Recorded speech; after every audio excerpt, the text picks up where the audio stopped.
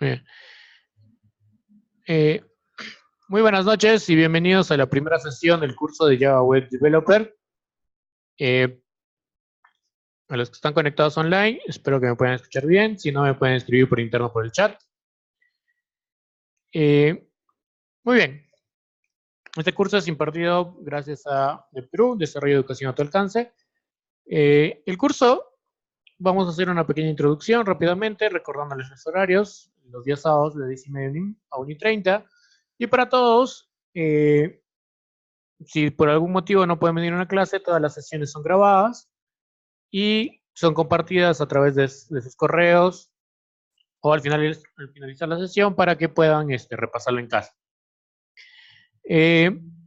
Rápidamente vamos a recordar lo que se va a ver en este curso para los que ya tienen conocimientos y para los que no.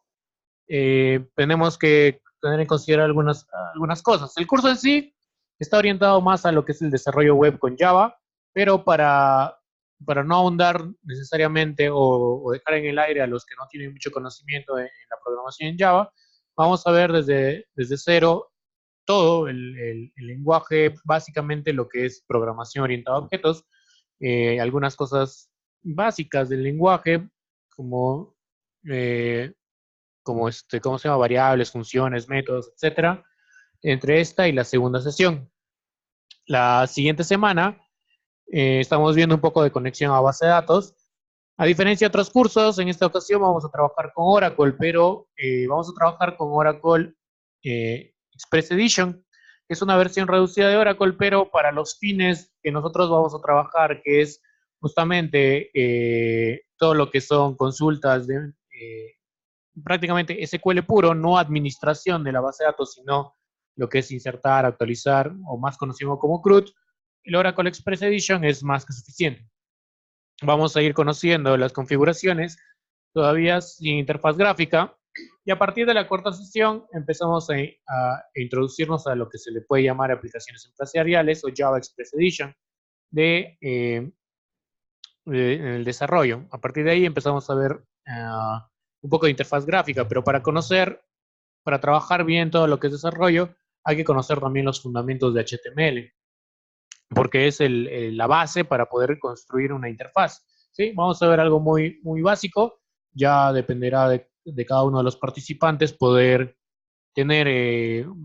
llevar, mejor dicho, la parte de lo que es las vistas o frontend, como se le conoce actualmente, a más profundidad. Ya a partir de la quinta semana también vemos quinta sesión, vemos JavaScript, básico también, vamos a tratar de profundizar con jQuery o JQuery, como lo puedan conocer, para tener una herramienta de apoyo en lo que es JavaScript, aunque no está enfocado mucho el curso, solamente es para algunas cosas, y empezamos a ver ya más a profundidad el desarrollo empresarial como tal de Java, que es a través de patrones, que son los más conocidos como MVC, y una extensión del mismo que es el patrón DAO, que ya iremos viendo en la clase. Conforme vamos avanzando eso, vamos a ir armando nuestra aplicación. En las tres últimas sesiones, perdón, ya vemos los frameworks en sí. Si bien Java tiene su potencia como tal en todo lo que es el desarrollo multiplataforma y de alguna manera también para escritorio, consola o móviles también, en esta parte del desarrollo web vamos a trabajar con dos frameworks básicos o muy, muy importantes en el desarrollo, que es Spring y Hibernate, o Hibernate, como algunos lo dicen normal su pronunciación. Hibernate nos va a permitir hacer mapeo de nuestras tablas y trabajarlo como objetos, todo el desarrollo, todo lo que son consultas, mostrar datos, insertar datos, etcétera, directamente en la capa de desarrollo, por decirlo de alguna manera. Y Spring ya nos da otro tipo de herramientas que vamos a ir conociendo más adelante. Entre una de las novedades es Spring Boot, que podemos ver acá. Spring Boot ya me proporciona herramientas claro, prácticamente herramientas que me facilitan más el tema ya de despliegue final de mi proyecto, ¿no? De ponerlo a producción. Pero eso lo vamos a ver justamente en la última clase.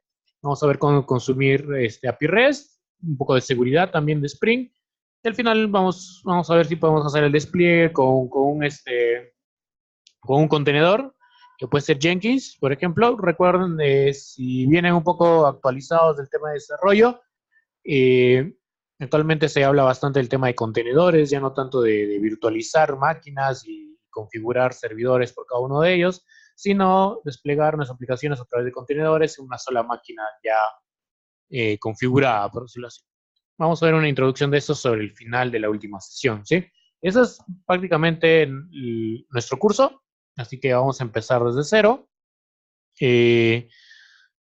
Todo esto pudiendo corregir en el camino algunas cosas. Si es que por algún motivo el tiempo nos queda corto, podemos ampliar una sesión más, o en el peor de los casos dos, para concluir todo correctamente, ¿sí? Pero según lo estimado y programado, debemos acabar en ese tiempo, ¿sí? Para los que están en manera presencial el día de hoy en las oficinas de Perú, voy a compartir los instaladores, pero inicialmente vamos a trabajar con NetBeans para el tema, de inicialización en el desarrollo con Java, para luego, ya cuando veamos la aplicación empresarial como tal, que les voy diciendo, ya todo lo que es desarrollo web, vamos a utilizar ya no NetBeans. NetBeans es muy bueno. NetBeans es muy bueno para el tema académico, para hacer despliegues a nivel académico, pero ya para producción, digamos que el 100% de empresas o equipos de desarrollo no trabajan sobre NetBeans, salvo que por ahí sea una aplicación de escritorio, ¿sí? Pero para todo lo que son aplicaciones web, se trabaja más con otros editores. El que vamos a trabajar en nuestro curso va a ser Eclipse en el entorno de Spring. Spring tiene, el framework Spring tiene, digamos, algunas configuraciones ya integradas sobre el IDE Eclipse, ¿sí? Y ese es con el que vamos a trabajar a partir de la tercera sesión o cuarta todavía. Inicialmente vamos a trabajar simplemente con NetBeans para ver la parte introductoria, ¿sí? Pero al final son IDEs. Recuerden que en el desarrollo el IDE solamente es una herramienta que me permite, digamos, desarrollar un poco más rápido, pero al final, si somos capos o configuramos bien, podríamos simplemente programar el Notepad++ o simplemente el bloc de notas, ¿no? Pero siempre es bueno tener una herramienta, un IDE que nos facilite el desarrollo, ¿no? Porque si no sería más lento, nuestros errores serían más difíciles de encontrar y la configuración, sobre todo a nivel framework, ya sería demasiado tedioso hacerlo, ¿no? Manualmente a todo. Muy bien. Como primer paso, a los que están dentro del laboratorio, vamos a configurar esto. Antes, quiero hablarles de algo importante. En Java tenemos dos, se podría considerar dos partes muy importantes cuando cuando quiero desarrollar y cuando quiero desplegar el proyecto, ¿sí? Uno de ellos es el JDK. El JDK es como vamos a ver acá, es el Java Development Kit, es en pocas palabras en español, el kit de desarrollo, ¿sí? O el kit de herramientas para poder programar. Toda máquina, toda máquina debe tener, que quiera programar con Java, sea Windows, sea Linux, sea Mac, tiene que tener instalado el JDK. En Google, y hasta ahora es muy famoso todavía el soporte del JDK8, ¿sí? El JDK8 sigue recibiendo actualizaciones. Java todavía pertenece a Oracle, ¿sí? Si conocemos un poco de historia, Java actualmente pertenecía a una empresa que se llamaba Sun Microsystem. Sun Microsystem ya no existe.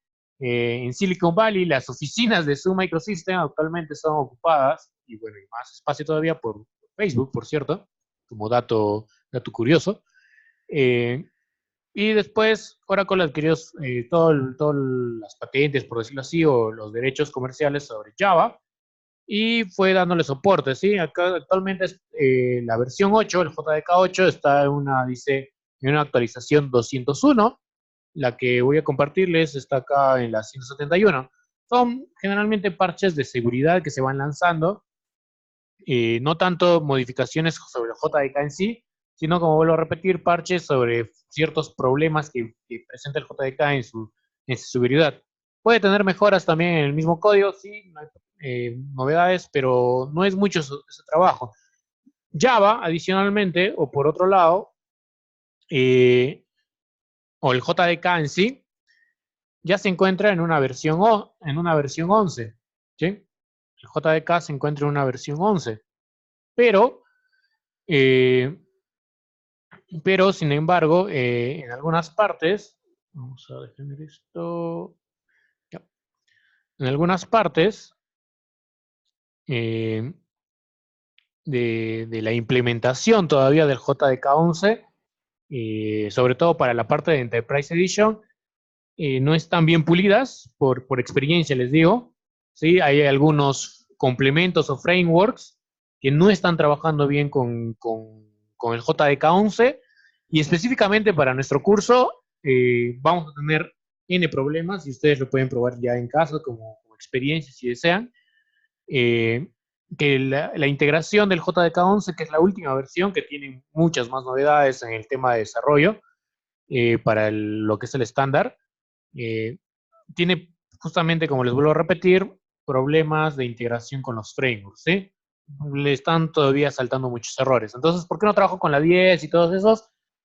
Parece que, si no me equivoco, a partir de estos cambios que está teniendo Oracle, que está lanzando, lanzando nuevas versiones de Java, simplemente está dejando de dar soporte a las anteriores, ¿no? 9, 10, entonces lo último es 11, pero el que sigue trabajando como tal y perfecto con todos los frameworks es la versión 8, ¿sí?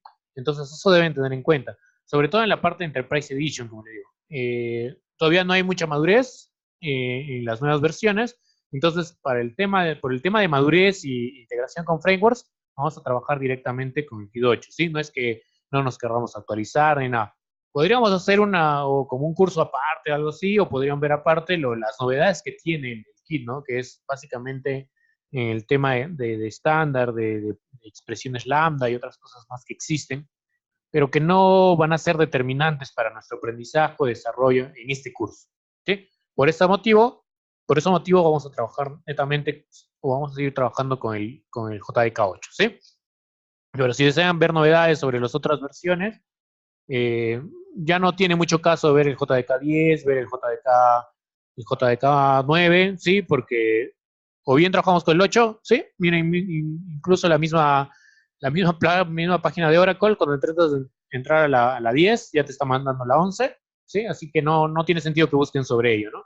De frente a la 11, 8 u 11, son las versiones. Sí, son las versiones. Existe versiones, otra empresa que está trabajando la versión abierta del JDK, que se llama OpenJDK, a manera de teoría. eh, el desarrollo nativo de Android también lo están pasando a este tema del OpenJDK, no trabajar directamente con Oracle como tal es privativo, ¿sí? Entonces, hay una parte ahí que mismo Google está queriendo trabajar o trabaja ya hay soporte, por cierto, para el JDK, OpenJDK 11, que no depende exclusivamente de Oracle, sino que ya es otra comunidad el que le da soporte a esto, ¿sí? Pero trabaja en base a lo que NetBeans o Oracle le proporciona, ¿no? Eso ya son otros temas que se puede ahondar cada uno por su lado, ¿sí? Entonces, en las máquinas, en los próximos 20 minutos, vamos a instalar entonces estos dos, sobre todo las máquinas que están en la red. Y si están en casa, pueden descargarlo. Los que están yendo en casa pueden descargarlo y pueden verlo pueden, pueden ir instalando, ¿no? Descargando e instalando. Sí, voy a compartir. No lo vayan a descargar porque por favor, los que están en el laboratorio van a degradar bastante la red, y lo que se está compartiendo online de alguna manera se va a caer. Entonces, voy a proceder a compartir. Voy a dejar de grabar esta parte un ratito. Listo. Eh, hay que tener en consideración que dentro de la, dentro de la instalación siempre hay que hacer primero esto de acá. me acabo de dar cuenta que les estoy compartiendo la versión de 32 bits. Les voy a compartir la 64, que es, acá hay una. Bueno, en realidad, aunque sea un poquito antigua, no importa. Las máquinas, lo que les estaba pasando es la de 32 bits. Por cierto, la de 32 bits se instala normal en una de 64, ingresa normal, no hay ningún problema. Sí, pero de preferencia hay que trabajar con la arquitectura que corresponde. NetBeans es decir, hay una versión 9, pero NetBeans también pertenecía a Oracle, pero Oracle ya lo soltó y ahora está la Fundación Apache está trabajando en una versión 9. Pero para los fines que les digo iniciales de nuestro curso es suficiente con NetBeans 8.2. Es suficiente. ¿Sí? Instálense esta versión. La versión para 64 bits es la primera que se tiene que instalar antes de poder instalar NetBeans. Como les digo, en estos minutos aprovechen para instalar estos dos aplicativos para poder trabajar ya un poco el código base de esta primera sesión. ¿Sí? Por favor, si alguien necesita ayuda, me avisa. Voy a dejar de grabar esto. Muy bien. Entonces, vamos a continuar. Antes de ver la parte de software, vamos a hacer un breve, sí tengo el escritorio muy desordenado, pero no importa. Voy a poner acá notas.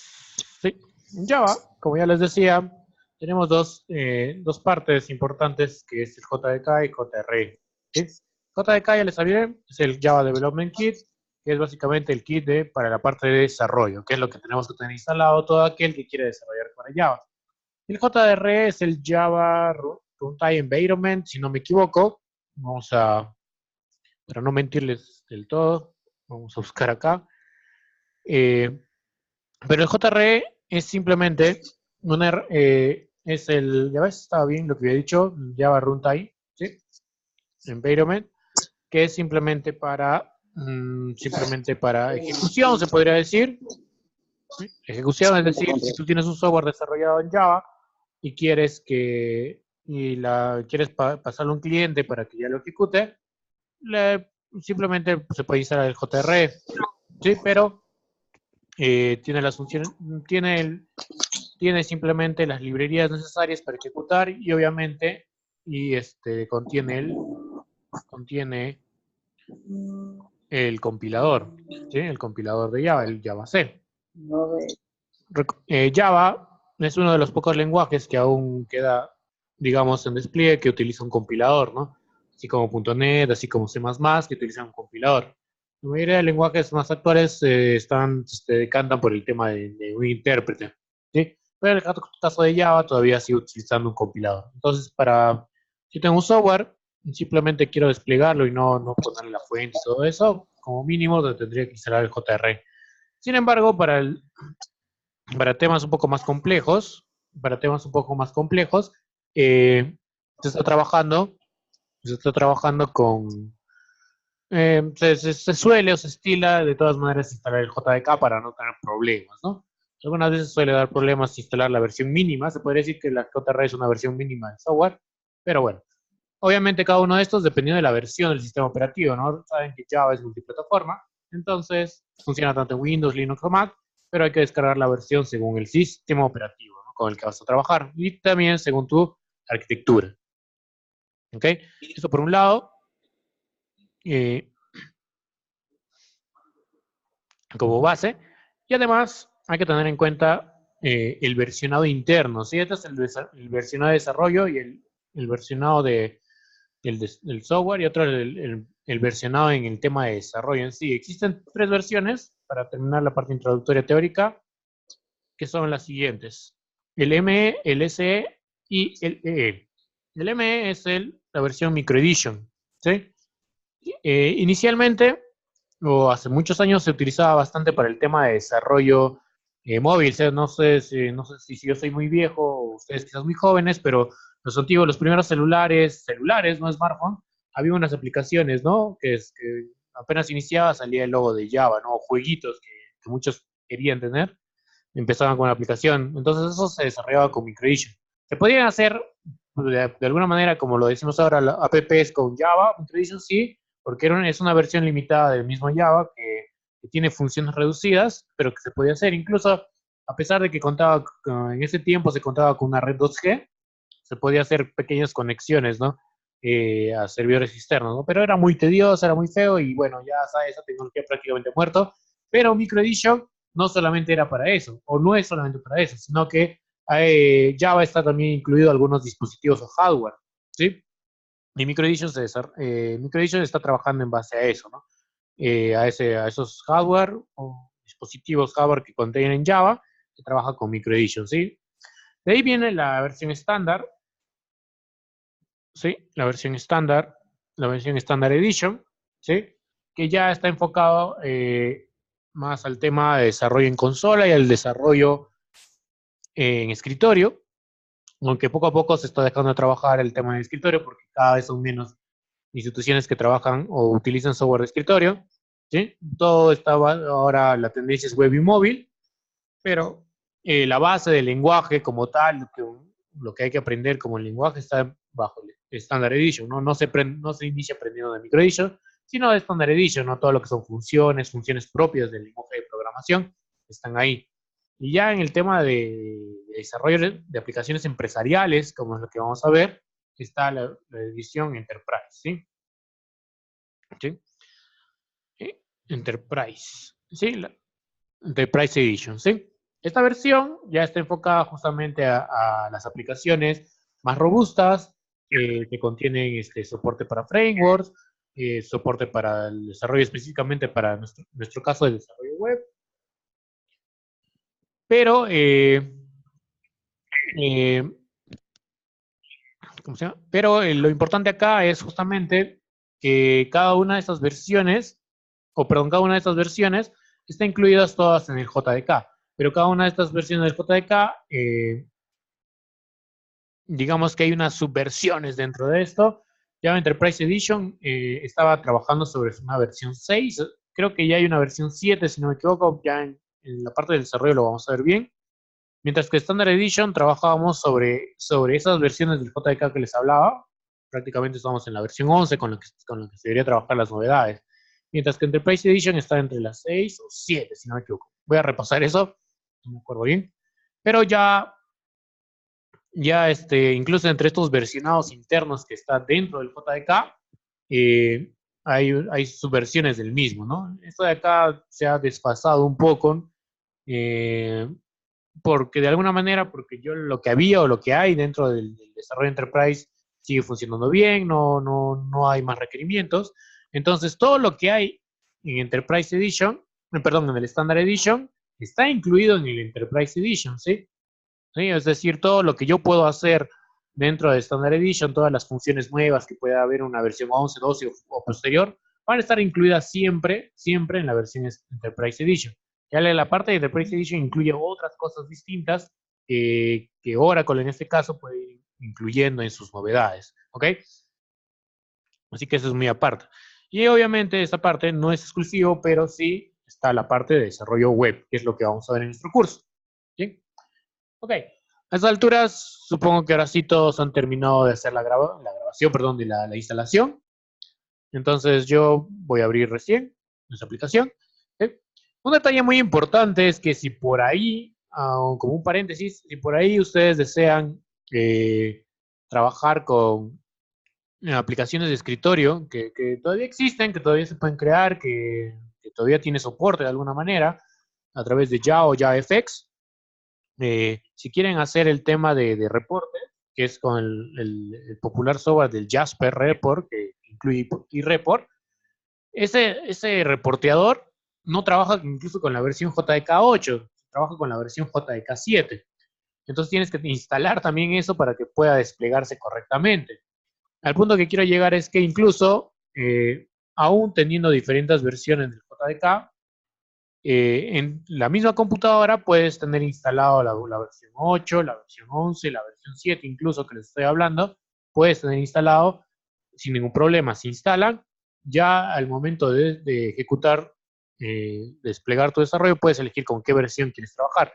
Y ahorita les explico. Por ejemplo, acá tengo una aplicación y acá en las propiedades veo que estoy trabajando con la versión 8, ¿no? Y acá hay otras versiones. Si puedo reducir mi versión, si es que deseo, si es que tengo instalado una antigua versión, puedo reducir mi versión dependiendo justamente del código que tenga, ¿no? Puede ser que alguien me pasa un código antiguo y yo tengo un JDK11, entonces podría bajarlo al 8, 7, ¿no? Para que ejecute todo correctamente, ¿sí? Eso por un lado. Muy bien. Ya hablando de nuestro software, como les digo, esta parte de NetBeans es un IDE más por el tema académico, tiene muchas facilidades para hacer conexiones y otras cosas más, despliegues, que se hacen bastante sencillo en este nivel de NetBeans. Ya cuando veamos Eclipse, probablemente en sus casas, los que están online y los que están acá en el laboratorio, les va a presentar errores, porque siempre presenta errores, este IDE Eclipse, pero de alguna manera es más adecuado al final para el tema de despliegue, ¿sí? No tanto quizás desarrollo te va a dar problemas, pero al momento de desplegar el empaquetado y todo eso va a ser mucho más sencillo. Ya lo vamos a ver. Muy bien. Hay versiones en español de NetBeans, sí, la que les compartí es una versión en inglés, no hay ningún problema. Y como ya les hacía mención en nuestro temario, para ir recordando, ya hemos visto un poco de, bueno, historia muy breve, instalación, configuración. Vamos, Java, fundamentos, nos referimos un poco a esos temas de versionamiento. Vamos a entrar un poco al tema ya de esta parte del curso. Vamos a ver bastante rápido. Todos los que están participando acá ya tienen bases sobre cualquier lenguaje de programación, de preferencia lenguajes como C, o Visual C Sharp. Todos esos lenguajes son muy similares en la actualidad porque todos parten de la base de C++. Entonces, lo que son variables, lo que son funciones, métodos, ya lo conocen, pero vamos a repasar porque como vuelvo a mencionar, el curso va desde los fundamentos, ¿no? Entonces, un ratito. Ya. Entonces, vamos a crear un nuevo proyecto. Tenemos acá una opción que dice File, New Project. Y como les venía diciendo, bueno, NetBeans es un IDE que también te permite trabajar con otras herramientas o hacer otro tipo de aplicaciones. Acá está un poco el tema de versiones. Usted puede decir, profesor, no que Enterprise Edition es Java Web, sí, pero Enterprise Edition incluye otras aplicaciones más, otros tipos de aplicaciones modulares que puedes incluir. Java Web, por un lado, es algo chiquitito nada más dentro de Enterprise Edition y el IDE lo considera parte. Ya cuando incluyas frameworks dentro de la aplicación web, ya digamos que es una aplicación más robusta a nivel Enterprise. JavaFX son aplicaciones de escritorio que tienen que tienen una interfaz visual mucho más atractiva, ¿sí? Y bueno, en Java como tal es simplemente nuestro Java Standard Edition, que dentro del IDE nos tiene algunas opciones, que es la aplicación, crear librerías, es decir, tú puedes crear como para Windows exclusivamente sería nuestro DLL. Para Java, bueno, lo que creamos son archivos de tipo jar, que son ejecutables en cualquier sistema operativo. Aún cuando tú lo has hecho en Windows o en Mac, la librería trabaja normal o es independiente del sistema operativo. Es una extensión .jar, ¿sí? Aunque en programación se le menciona como jar, ¿sí? Puedes trabajar sobre proyectos existentes y otra cosa más. Seleccionamos Java Application, Next. Y acá, bueno, no hay mucho que hablar, simplemente configurar la ruta del proyecto. Por defecto, siempre va a estar en la ruta de documentos y si es la primera vez que creas, va a estar ahí una carpeta NetBeans Projects y si no existe la carpeta, la va a crear automáticamente NetBeans. Acá hay un check que dice crear el main class. Vamos a quitarlo esto momentáneamente, o lo quitamos, mejor dicho, y un nombre de proyecto que ustedes deseen, ¿no? Los que han instalado recién sus computadoras probablemente les ha estado cargando ahí por primera vez su aplicación. Eso es normal dentro del IDE, la primera vez que va a crear, para que crea esa carpeta y otras cosas más, configuraciones internas.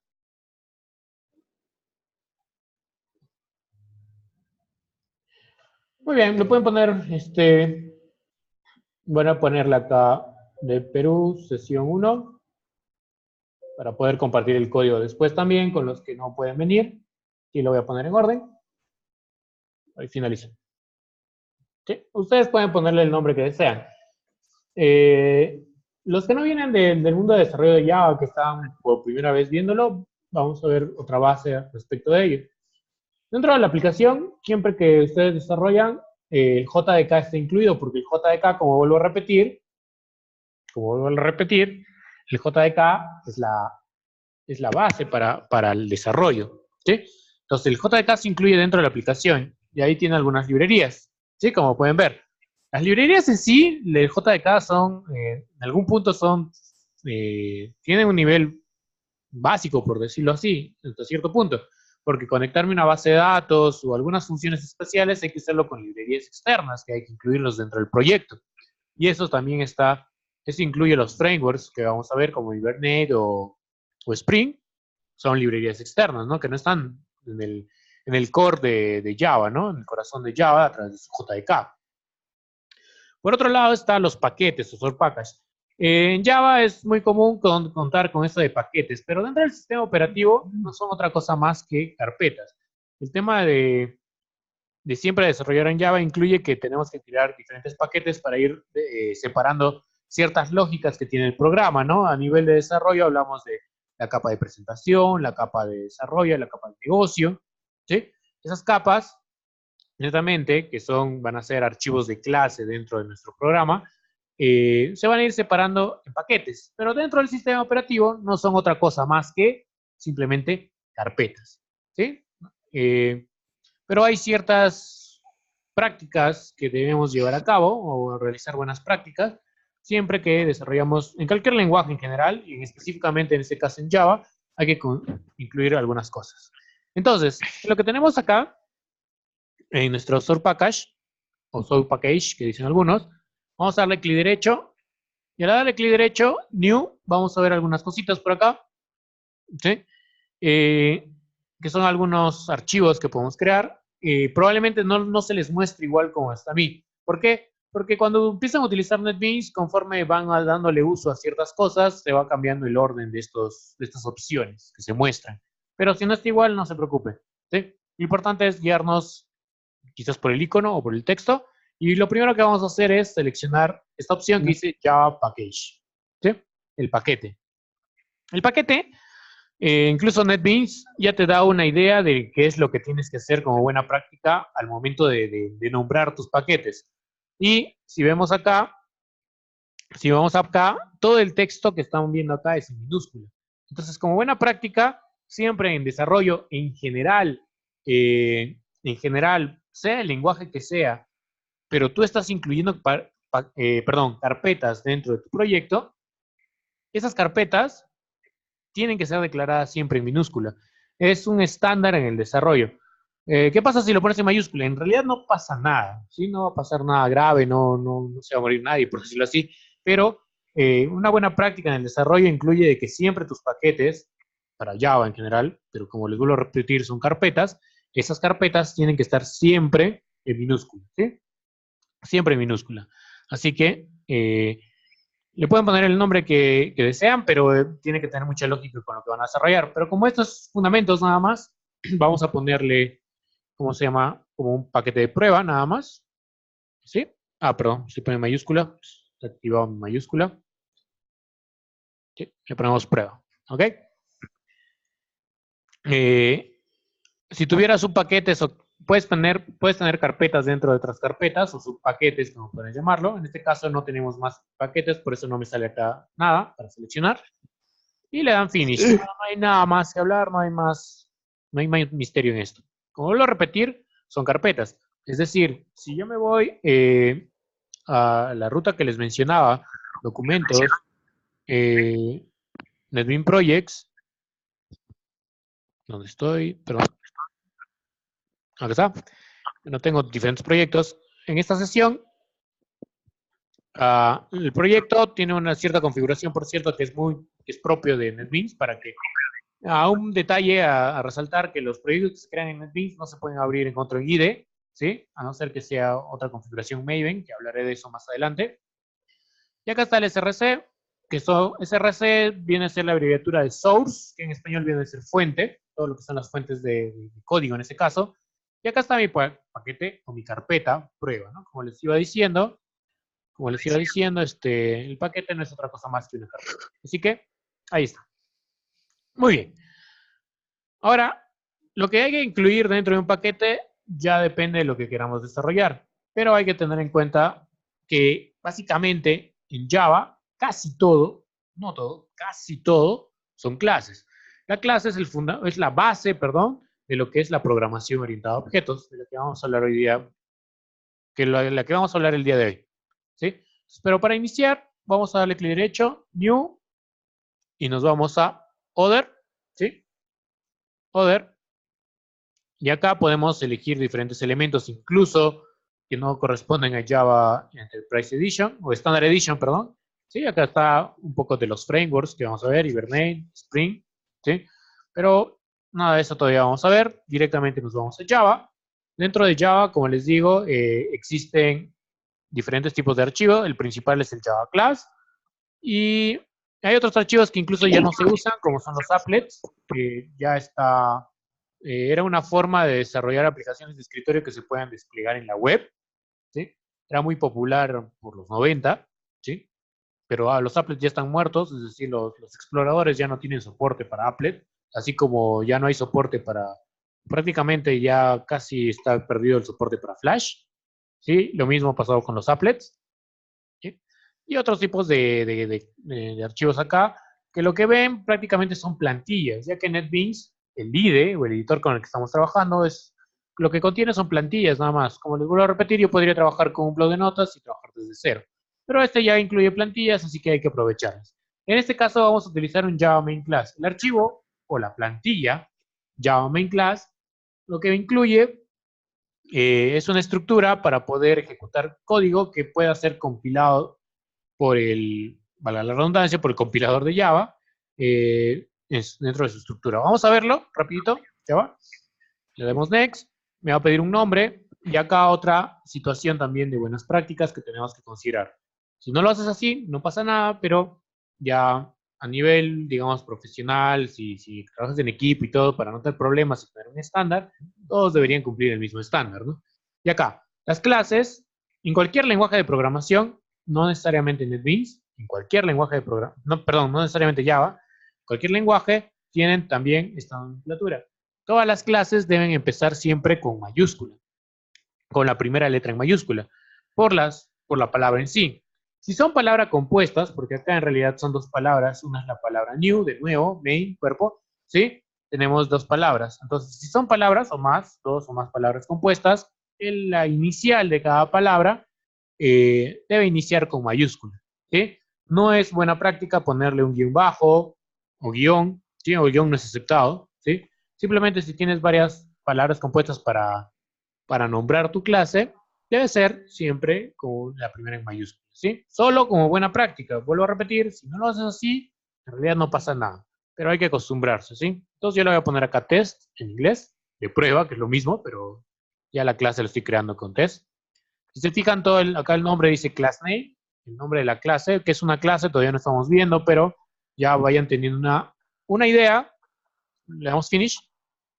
Vamos a ir teniendo una idea de que todo en Java va a tener, o mucho, no todo, pero mucho en Java, va a tener siempre esta estructura inicial. Public class y el nombre que le pones a tu clase o archivo, vamos a llamarlo por el momento. ¿Sí? NetBeans, NetBeans al ser un sistema de plantillas, contiene plantillas para Java, incluso me incluye códigos o comentarios que es muy común para el tema de documentación de software. Aunque de cierta manera, por el tema de metodologías ágiles, un poquito que está desfasado esto, pero se sigue usando. ¿Sí? Si tú deseas documentar tu código, ¿sí? El tema de documentar código no se refiere a hacer un manual, ¿sí? Cuando hablamos de documentación de código, hablamos de comentar, mejor dicho, a qué se refiere tu código, quién lo ha hecho, en qué fecha, en qué versión está tu código, y hay muchas cosas más que se puede poner a nivel de comentarios. Eso se refiere a la documentación de código, en una parte, ¿sí? Para nosotros, a nivel académico, no nos sirve de nada, así que yo simplemente lo borro. ¿Sí? Pero es bueno saber por qué siempre aparecen esos comentarios, ¿sí? Básicamente es tema de documentación de código.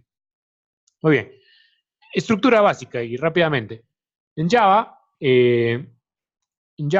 la estructura incluye siempre o debería incluir siempre un paquete, salvo que tu archivo no lo hayas creado un paquete, pero es mala práctica no incluirlo, ¿sí? Entonces siempre en la parte inicial, en la cabecera del código, va a aparecer el paquete en el que está incluido tu archivo. Y es muy importante porque cuando ya trabajamos relacionalmente archivos de diferentes paquetes, es muy importante tener en cuenta el nombre del paquete en el que se encuentra tu código para poder hacer esa relación. Ya veremos más adelante.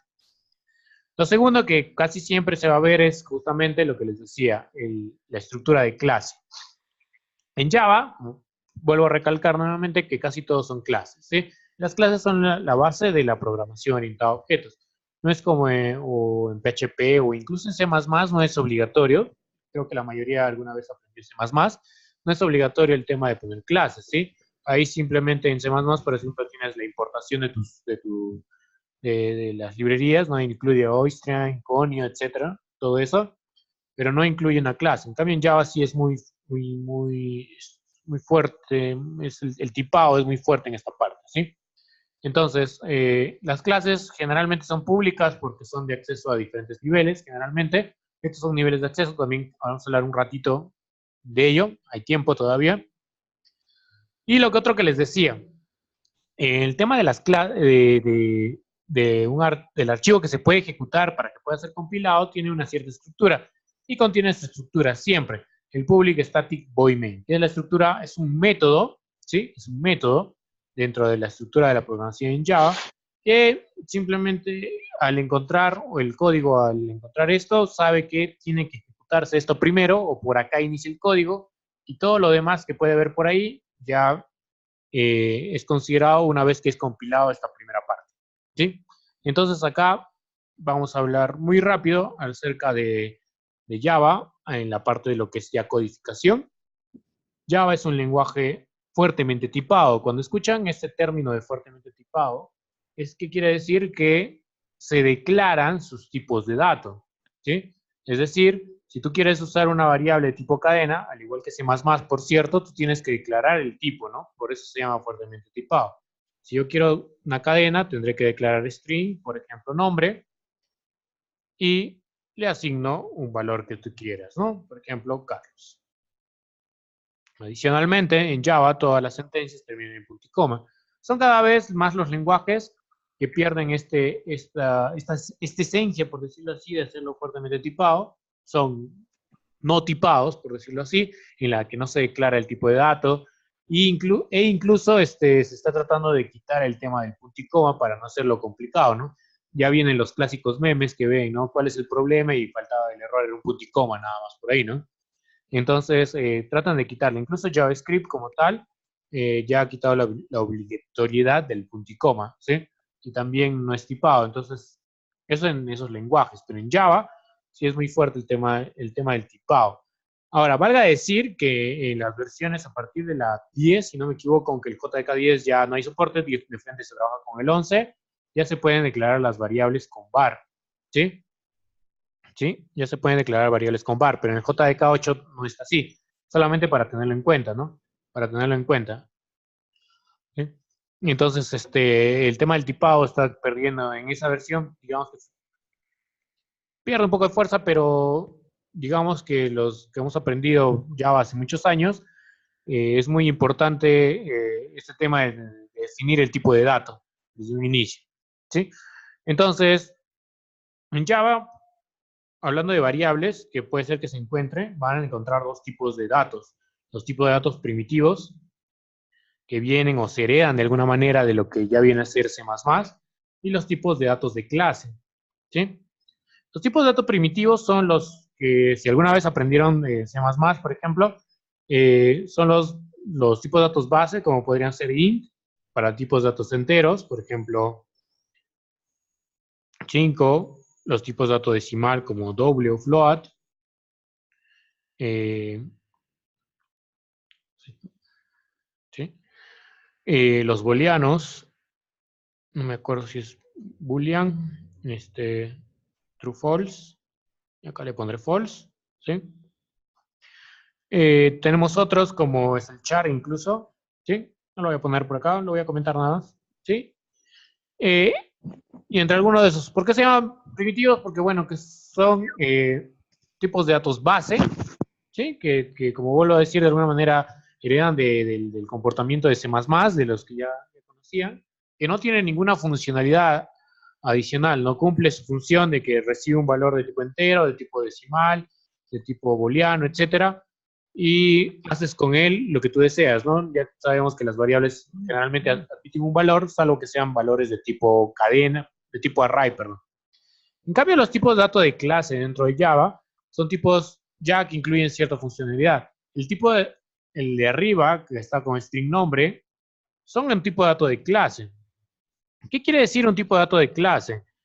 Quiere decir que tiene funciones integradas al tipo de dato que puedes aprovechar dentro del lenguaje. Y en sí es muy fácil darse cuenta de por qué una variable es un tipo de dato de clase, es tipado de clase y no primitivo. En primer lugar, los primitivos se dan cuenta que siempre se declaran en minúscula y al menos en el editor, en el IDE, está con texto azul. En cambio, el de clase no. ¿Qué más tengo? Por ejemplo, igual, quiero un decimal, pero de tipo de dato de clase, pondré doble, pero con mayúscula. ¿Sí? Pero igual tiene el mismo comportamiento, es decir, yo le asigno un valor decimal. Y eso es normal. Pero ¿qué tiene de especial? Justamente si yo, en este caso, voy a empezar con, acá por ejemplo, N1 y presiono punto, no pasa nada. ¿Sí? No pasa nada. Pero si yo pongo N3 punto, me empiezan a salir opciones. ¿Estos qué son? Son métodos y o funciones que incluye la clase, es decir, el tipo de dato. Yo puedo utilizar alguno de ellos para hacer algo especial. Hay que conocer, obviamente, las funciones que están incluidas dentro de esta clase, ¿sí? De esta clase, pero esa es una diferencia, un detalle muy concreto en los tipos de datos de clase. Otra cosa, un ratito. Otra cosa, por ejemplo, si todos ustedes presionan la tecla control y pasan el mouse sobre el tipo de dato que estamos haciendo mención, los tipos de datos de clase, se resaltan, ¿no? Es como que te crea un hipervínculo. Hacemos clic en cualquiera de los dos que están ahorita ahí y lo que te va a mostrar es el código fuente, ¿sí? Que implica la creación de este tipo de dato, ¿sí? Ahí está todo su código fuente y muy adentro debe estar las funciones que hemos podido ver al poner N3 punto, ¿sí? Ahí están incluidas, ¿no? Incluye su documentación, como les digo, acá hay una documentación, ¿sí? Y todo eso está ahí. Entonces, esos son los tipos de datos de clase. Generalmente, en Java, se recomienda utilizar los tipos de datos de clase porque incluso tienen una mejor precisión en el tema numérico, ¿sí? Por temas de desbordamiento con variables de tipo primitivos que siempre pasa, que por ejemplo pones 3 menos 2 y te devuelve 0.9999, que a veces pasa, ¿sí? Son temas de desbordamiento acá en Java. Entonces, cuando trabajas con tipos de datos primitivos, o de clase, perdón, se corrige mejor esto, ¿sí? Son recomendaciones, aunque ya en el tema de desarrollo ya es como te ajustes mejor, no va a haber ningún problema. Int, si no hay int con mayúscula, el tema es integer, si es que les interesa saber cómo es entero, ¿sí? Si es que les interesa es integer, ¿sí? No es int, ¿ya? Pero básicamente eso es lo que tenemos. Muy bien. En esta... muy aparte de esto, conocemos que en Java no vamos a hablar mucho en este curso en particular. Entiendo yo de que todos venimos ya de algún lenguaje conocido, incluso el mismo lenguaje puede ser que les sea conocido. No vamos a hablar, no vamos a ahondar el tema de if, de los bucles, de los condicionales y todo eso, porque en general tienen la misma estructura y obviamente hacen lo mismo que en cualquier otro lenguaje, ¿no? Y el if, el for, el while, todos ellos son igual como en cualquier lenguaje y se siguen declarando en minúscula y todo lo demás. Ya conforme vayamos avanzando y si hay alguna necesidad, lo vamos a usar. Cuando veamos el tema de conexión a datos, vamos a ver un poco al respecto, vamos a darle un poco de uso para ver cómo se utiliza nada más, ¿no? Pero no hay ninguna diferencia. El tema de operadores es igual, como en cualquier lenguaje, a excepción de PHP que tiene una excepción, ¿no? El más para suma, el menos para resta, el asterisco para multiplicación y el slash para división, y el tema del porcentual para devolver el mod o el módulo, ¿no? Es decir, el residuo de una división. Eso también se mantiene igual como en la mayoría de lenguajes. ¿Por qué decían que en PHP no? En PHP el símbolo más no es... Ah, perdón, en PHP sí es para sumar, pero en muchos de los lenguajes, como en para concatenar, utilizas el más. En PHP es entonces el punto, ¿no? Un dato resaltante que puedo mencionar el día de hoy es que no tiene nada que ver con Java, sino con PHP, que en la última versión de PHP, la 7.4, incluso ya te está dando la opción de trabajar con datos tipados, es decir, en PHP no existía la declaración de tipo de datos. Ahora en la versión 7.4 que acaba de salir, ya puedes declarar tu tipo de datos, string, decimal, etc. Ya está incluido, ¿sí? Pero bueno, entonces, todo ese tema básico de operadores, de if, for, while, etcétera, se mantiene de todas maneras igual. Lo que quiero es dar una introducción a lo que es la programación orientada a objetos. ¿Sí? Entonces, voy por acá. La base del desarrollo actual, ¿sí? Y ya hace muchos años, está en la programación orientada a objetos, ¿sí?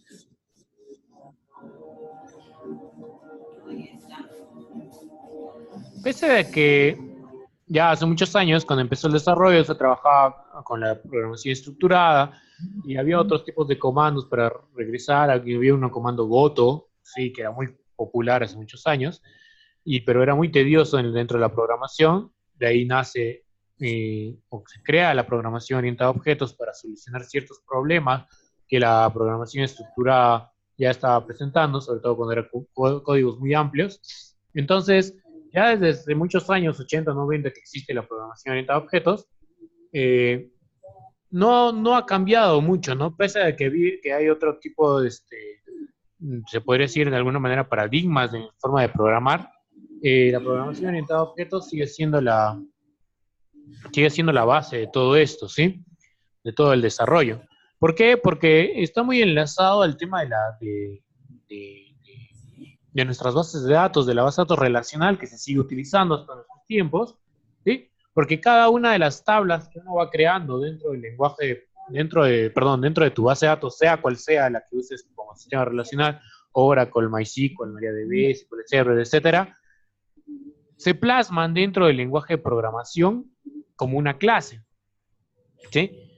Y si ya hablamos de manera más profunda, decía, un nivel más alto, que es el desarrollo empresarial, como vamos a ver en este curso, existen los frameworks, lo que hacen es un mapeo, ¿sí? Un mapeo entre la tabla y se crea una clase de la tabla que puede encontrar, ¿sí? Es decir, para yo poder trabajar el insert, update, delete, no lo hago a través del, ¿cómo se puede decir? No lo voy a hacer a través del insert básico que nosotros conocemos en programación, insert, into, select, tal, sino que lo hacemos a través de otro sistema que se llama ORM, que vamos a tener en el curso más adelante. Entonces, pero la base de todo eso sigue siendo la programación orientada a objetos, ¿sí? Sigue siendo la programación orientada a objetos. Entonces, la programación orientada a objetos, para que quede claro, es simplemente una forma de estructurar algo de la realidad que lo queremos plasmar en código para darle una funcionalidad. La programación orientada a objetos cumple o debe cumplir, o los lenguajes de programación orientada a objetos tienen que cumplir ciertas características, que son bastante básicas. Una que es la abstracción, otra que es el encapsulamiento, herencia y polimorfismo. ¿Sí? Son 4 las características que debe cumplir un lenguaje de programación orientado a objetos. que son estas de acá. En realidad, cuando uno aprende estas bases, es poco común, ¿sí? Es poco común que utilicemos todas estas características para el desarrollo de un proyecto desde cero, por decirlo así. ¿A qué me refiero? Que cuando uno desarrolla una aplicación, digamos, pequeña o mediana, todas estas características que tiene el lenguaje de programación no son usadas siempre, ¿sí? Que se deben o se pueden usar, si están ahí, se usa. Pero ¿por qué se aprende ahora más este tema? Porque los frameworks que se utilizan para ya aplicaciones más robustas, utilizan como base todo esto. Entonces, para uno poder entender bien el código y entender la funcionalidad o el esquema que me presenta el framework, tengo que tener como base esto, ¿sí? Probablemente incluso los ejemplos que veamos no tengan mucho que ver a una aplicación real, pero hay que tener en cuenta estos fundamentos para poder llevarlo a cabo. Dentro de la programación orientada a objetos, la primera característica entonces es la abstracción. La abstracción es la más sencilla de todas, que incluso cualquier lenguaje de programación que incluso podría no ser orientado a objetos, la puede cumplir. Simplemente la abstracción es llevar una representación de algo o alguien de la realidad al lenguaje en el tema de características y propiedades que pueda cumplir. Entre ejemplos hay muchos, por personas, autos. Vamos a ver el tema de auto, por ejemplo, que es la más común. Entonces, un auto tiene ciertas propiedades, ¿no? O ciertas características. ¿Cuáles vendrían a ser sus características? Que tiene, por ejemplo, un color, que tiene, por ejemplo, ¿qué más? Tiene un número de placa.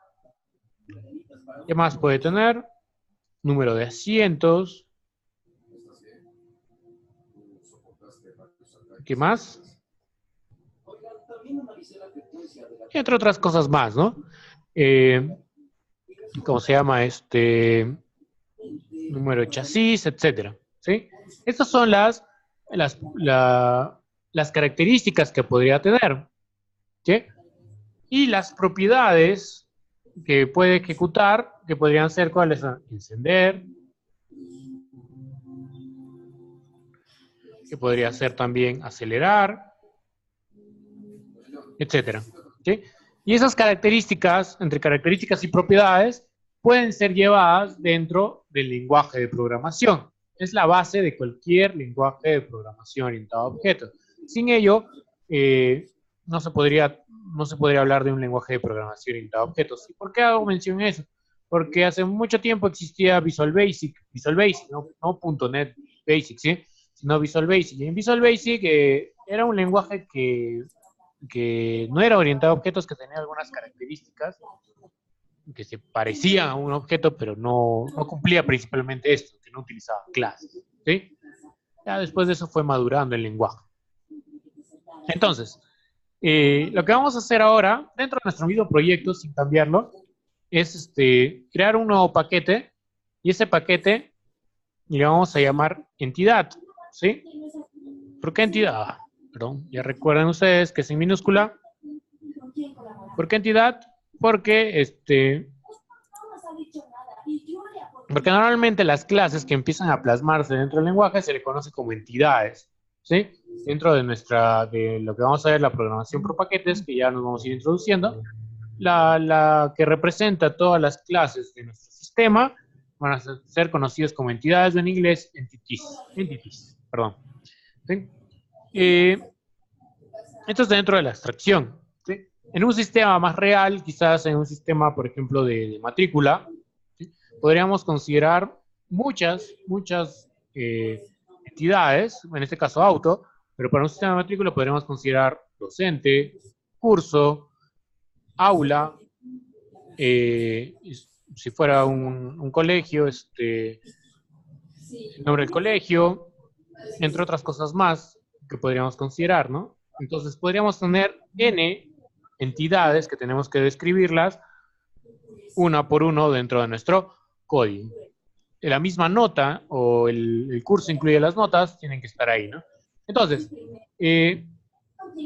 dentro de esto, en entidad, vamos a darle clic derecho, nuevo, y vamos a crear nuestra primera clase o primera entidad.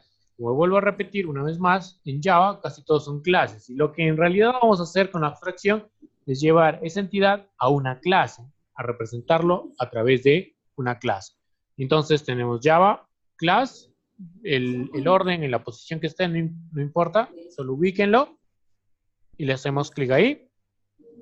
Nos va a pedir un nombre, en este caso vamos a representar, como estábamos poniendo, auto. Como es solo una palabra, solo esa primera palabra en mayúscula, la demás minúscula.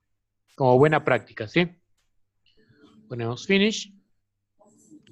Igual viene con su documentación. Igual incluye la base como el main class que vimos hace rato, solo que no incluye el cuerpo, esto de acá, del static void main, ¿sí? Porque no se puede, en pocas palabras, yo no voy a poder ejecutar este código directamente para que sea compilado. ¿Por qué? Porque incluso no lo necesito, porque esto va a ser, por decirlo así, una maqueta o un esqueleto. Y así se le conoce a las clases que vamos a ir creando. ¿Por qué se llama programación orientada a objetos? Y acá viene el detalle.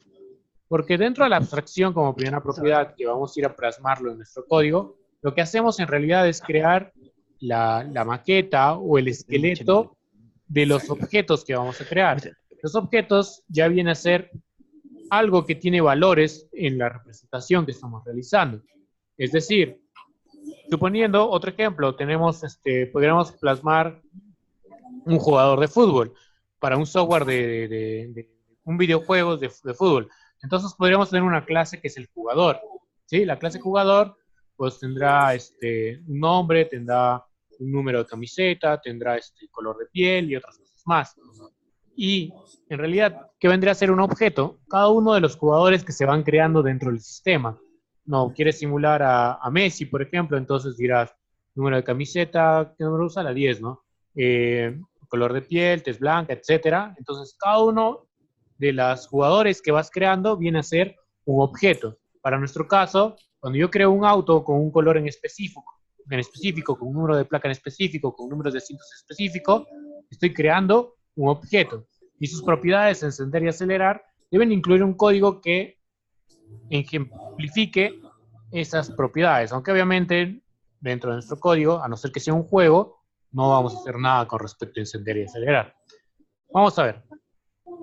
Entonces, dentro de la programación, vamos a ver casi siempre que son públicos. Salvo algunas excepciones, podemos poner una clase como de otro tipo. Pero por el momento vamos a declarar entonces de la siguiente manera. Public o public es una cadena porque no hay ningún valor numérico en realidad para los datos que estamos creando. Por ejemplo, el color. ¿Qué más podríamos? String. Placa. Placa voy a poner, no voy a poner en placa. Public string asiento. Mal escrito. Otra cosa que hay que tener en cuenta es que ya dependiendo del tipo de desarrollador, pero ya en manera mía muy particular, generalmente los atributos, esto ya de acá, de ahora en adelante lo vamos a conocer como atributos de la clase, ¿sí? Son atributos. Estos atributos no solo declarar en minúsculas, si son palabras compuestas, color, no sé, color nuevo, por decir, sería la segunda palabra si lo pongo en mayúsculas, ¿sí? Es una, pues a mí algunas veces algunos lo ponen en mayúscula, ya es de acuerdo al gusto, pero también trato de ponerlo siempre en singular, ¿sí? Siempre en singular, al igual que la clase. Aunque ya dependiendo del sistema, algunos sistemas cuando se trabajan con a nivel empresarial, algunos solicitan o requieren que en la base de datos, esto que está representado ahorita como auto en singular, en la base de datos esté como plural, ¿sí? Eso pasa, por ejemplo, en Laravel, ¿ya? Que es de PHP. Pero bueno, ya tenemos esto. Los atributos también de preferencia en singular, pero no es obligatorio, ¿sí? Se darán cuenta que dentro del lenguaje están viendo esta palabra public en común. Esto de acá, dentro de la programación, existen algo que se llama niveles de acceso. ¿Sí? Los niveles de acceso a ciertas partes del código. O sea, no solamente está ahorita enfocado para el tema de los atributos, sino también, como en este caso, dice public static void main también para los métodos. ¿Sí? Ese nivel de acceso, el public como tal es un nivel de acceso público. ¿Sí? Que quiere decir que desde cualquier otra parte del código yo podría ingresar y asignarle un valor a esos atributos, o puedo invocar o llamar o ejecutar un método, como podría ser si Sender es público, lo puedo llamar desde cualquier lado. Eso es un nivel de acceso. Los niveles de acceso son 3: público, protegido y privado, ¿sí? ¿Sí? Privado y protegido son prácticamente iguales, ¿sí? El protegido está en el nivel intermedio entre público y privado. ¿Por qué?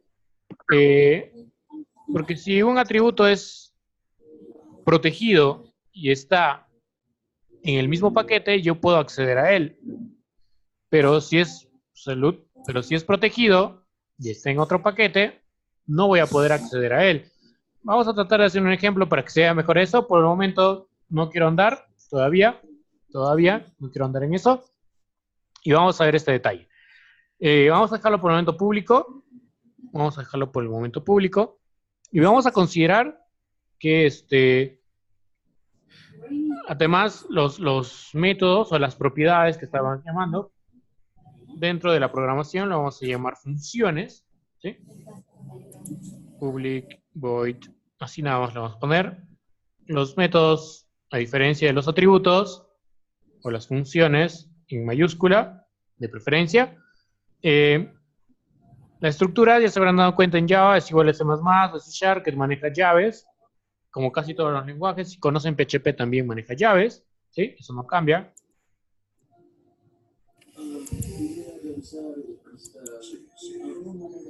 ¿Sí? Solamente estamos poniendo acá como estructura, no estamos haciendo nada en particular, y no es necesario, al menos por ahora. ¿Sí? Entonces, todo lo que ustedes quieran plasmar dentro de un sistema en particular debe incluir clases. Si bien, si es que alguna vez han aprendido a programar cualquier aplicación, incluido aplicaciones en macros para Excel, esto de acá, si no incluye en macros, no hay objetos, peor, ¿no? Entonces no es obligatorio. Entonces decir, ¿pero para qué hago esto? Si en realidad yo puedo ir y programar directamente, si tengo una interfaz, programo mi botón para que me guarde, y ya me guarda, ¿no? ¿Por qué tengo que hacer todo esto? ¿Sí? Uno, porque es el estándar dentro de la programación de objetos, que es para todos los lenguajes. Otro, como les vuelvo a repetir, es que si ya van a escalar a un nivel más avanzado de desarrollo, que son aplicaciones empresariales, lo más probable es que vas a usar un framework. Y ese framework te va a obligar a tener tu clase armada por cada una de las tablas que tú tienes representadas. O puede ser al revés, ¿no? Tú tienes tu clase y a partir de tus clases vas a armar tus tablas. Cualquiera de los dos casos está correcto y puede trabajar de esa manera. Eso, en esa parte no hay problema. Pero vas a tener que trabajar de esa manera. ¿Sí? Si tienes aplicaciones pequeñas, quizás alguna vez te has saltado esto, alguna vez no has entendido el por qué voy a hacer un objeto, si en realidad lo podría hacer directo a través de un botón, o si es por web igual, o en PHP, que incluye de alguna manera esa mala práctica, que no es necesario crear objetos, pues bueno, ¿no? Entonces lo puedo saltar, pero por última vez, repito, si vas a hacer aplicaciones más robustas, el framework que utilices de manera robusta te va a obligar a que tengas tus clases plasmadas. Si no, prácticamente no vas a poder usar el framework, ¿sí? Así que quede claro. Entonces es importante conocer eso. Pero además, como vuelvo a repetir también, es una buena práctica dentro del desarrollo porque incluye el tema de programación en capas, que también vamos a ver en este curso, ¿sí? Que vamos a ir armando. Muy bien. Entonces vamos a ver en sí qué es un objeto. Alguien está jugando por ahí. El objeto va a partir del esqueleto que tenemos acá, es decir, nuestra clase. En nuestra clase ya tenemos plasmado color, placa, asiento, que son nuestros atributos, y nuestros métodos encender y acelerar. Esto, como vuelvo a repetir, es un esqueleto. Entonces, a partir de acá yo puedo crear todos los objetos que yo quiera. Vamos a hacerlo en nuestro código test, que ya lo tenemos acá. ¿Sí? Vamos a test. Esto lo pueden dejar ahí, siempre dentro del public static void main. Lo pueden dejar o lo pueden borrar. Lo dejaré ahí nada más. Pondré acá un comentario.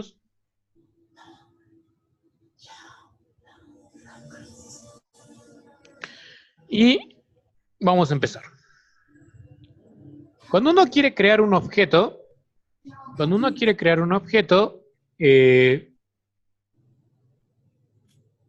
se parte a partir de la clase. ¿Sí? A partir de la clase. Y cada clase que uno crea dentro de la programación en Java viene a ser, entre comillas, de alguna manera, un nuevo tipo de variable. Una variable nueva que yo he creado.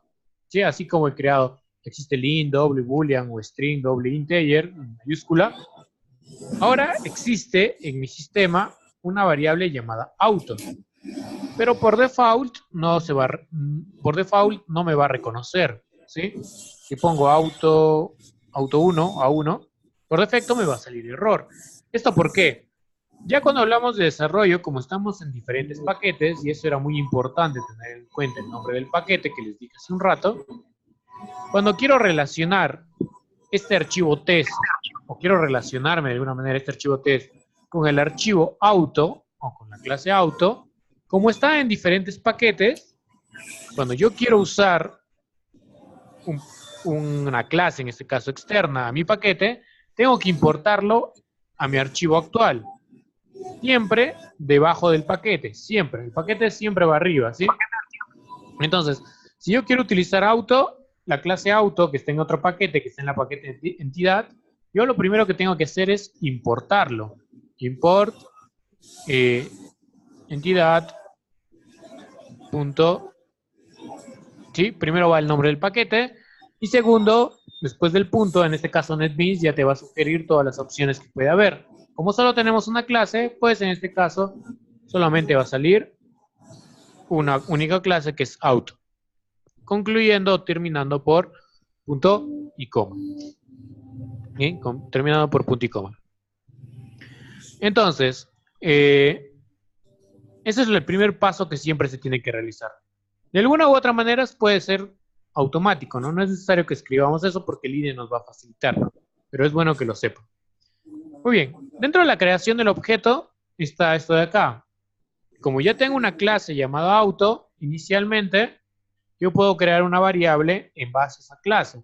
Entonces tengo una A1, es como esto, ¿ven? Doble N3, igual.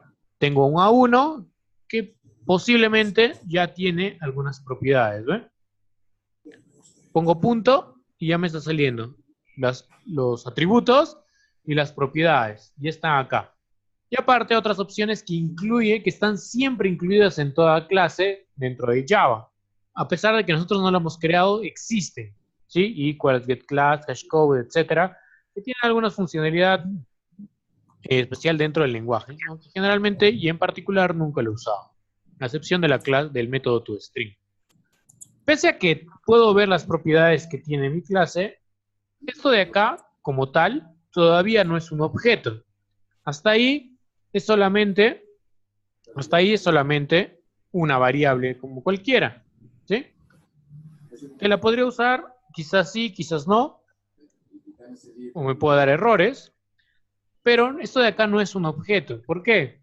Porque el objeto no es creado hasta que en el código lo hagamos como tal.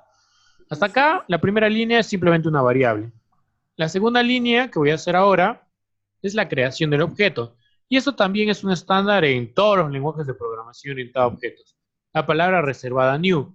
New como tal, en inglés significa nuevo. Y lo que vamos a hacer acá es crear un nuevo objeto. ¿Y cómo se crea? Se crea a partir de la clase también, ¿no? Entonces pondré acá new out. Entonces, en esta segunda línea estoy diciendo realmente al lenguaje de programación que me crea un objeto. Y el objeto, obviamente, se llama A1. ¿Sí? A partir de esa línea, yo puedo asignar valores a los atributos que tiene mi clase. Es decir, si fuera la clase jugador que les decía, le puedo poner un nombre, le puedo poner un número de camiseta, etc. En el caso de mi clase auto, le puedo poner un color, un número de placa y un número de asiento. Si yo no hago esto, aunque el código me pueda dejar, al momento de ejecutar me va a dar un error. Entonces, a partir de acá, yo sí puedo asignar valores a mis atributos porque ya es un objeto. Entonces, color, a1.color, de esta manera, a partir del objeto, yo accedo a los atributos o métodos también a través del símbolo de punto y le puedo asignar valor, color, rojo, a1.placa. Si bien los atributos existen como tal, han sido identificados para que tengan un valor, al momento de crear el objeto, no es obligatorio que se asignen valores a todos los atributos directamente. Puede ser que se asignen posterior a una parte de ejecución del código. ¿Sí? Entonces, hasta acá, yo ya tengo un objeto cuyo valores iniciales para placa, para color es rojo y para placa es W29876, que estoy poniendo acá, aleatoriamente. ¿Sí? Entonces ya tengo un objeto. Ese, en realidad, recién es un objeto. Entonces, como vuelvo a decir, a partir de la clase que es el esqueleto, yo puedo crear múltiples objetos. Ese es el fundamento de tener una clase dentro de la programación orientada a objetos. Vamos a hacer un pequeño break de unos 5 minutos para algunas preguntas. Muy bien. Entonces, hasta acá estamos viendo cómo crear un objeto dentro de la programación y dentro del lenguaje en sí. Siempre van a ver este tema de creación de objetos, de clases que ya existen y necesitamos crear el objeto para darle uso o poder usarlo. Entonces, no, como ya expliqué hace un rato, quizás todas estas características que tiene el lenguaje no lo vamos a ver como tal, o no lo vamos a estar usando siempre, no lo vamos a estar programando, pero ya los frameworks u otras herramientas que ya incluyen la programación orientada a objetos nos obligan a entender de esto y nos obligan de alguna manera a utilizarlo. ¿Sí? Por eso vuelvo a repetir que es importante conocer. Muy bien. Otra cosa que tenemos que tener en cuenta, que no es una característica del lenguaje, sino es una parte del lenguaje, es esto de acá. Cuando yo creo un objeto, donde estamos haciendo acá mención new auto, hay que darnos cuenta de que si bien en esta primera parte yo he puesto auto en mayúscula y acá está igual, pero acá al final estoy poniendo paréntesis. Por cierto, antes que me olvide, yo puedo crear otro objeto auto A2, en una sola línea. ¿Sí? No es necesario hacerlo en 2 líneas, ¿sí? No es obligatorio. Puedo hacerlo de esta manera. Y como ya mencioné, en las nuevas versiones de Java puedo poner var A2 igual new auto. ¿Sí? Podría hacerlo. Un tema más polifónico, pero bueno. Entonces, esta parte de acá, o esta segunda mitad del código que vemos, new auto, no hace mención específicamente, no está haciendo mención específicamente al nombre de clase.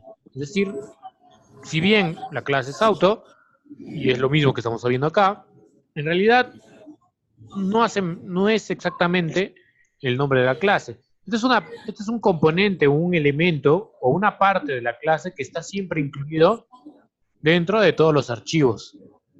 En este caso, este elemento se conoce como constructor. Y es el constructor, ¿sí? Es el constructor el que, como su nombre lo indica, el que me permite construir de alguna manera el objeto.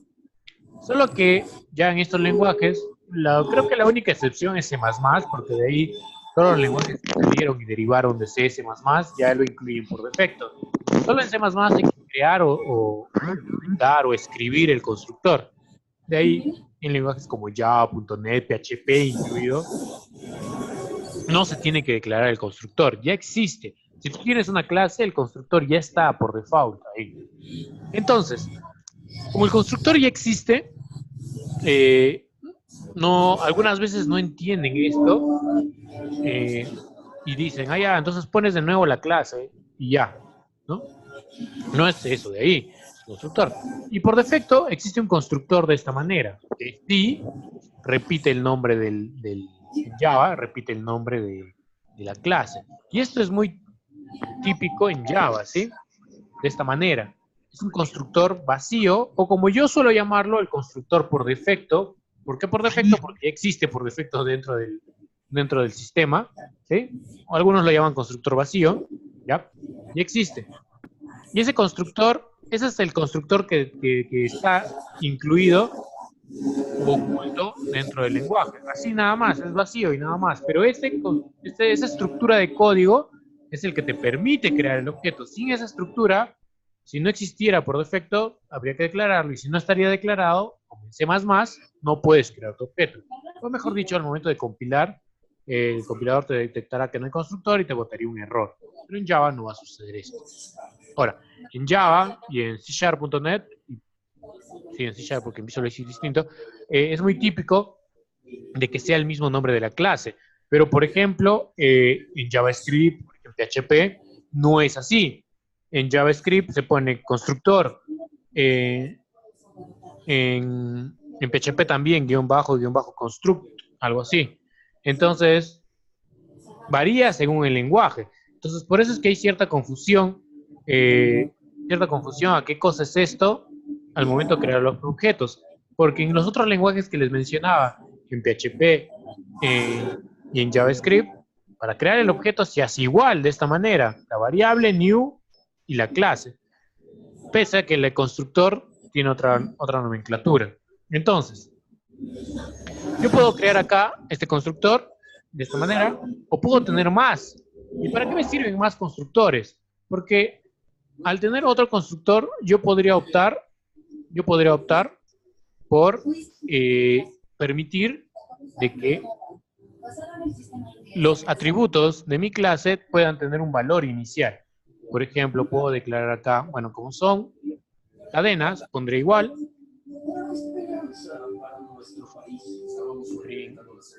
Bueno, voy a abreviar nada más color, string placa, string, no, perdón, se separa por comas, y string asiento, ¿sí? Entonces, yo puedo tener un constructor de esta manera, que va a recibir, ¿cómo se llama esto en programación? ¿Alguien me puede decir? Parámetros, exacto. Que puede recibir parámetros, ¿sí?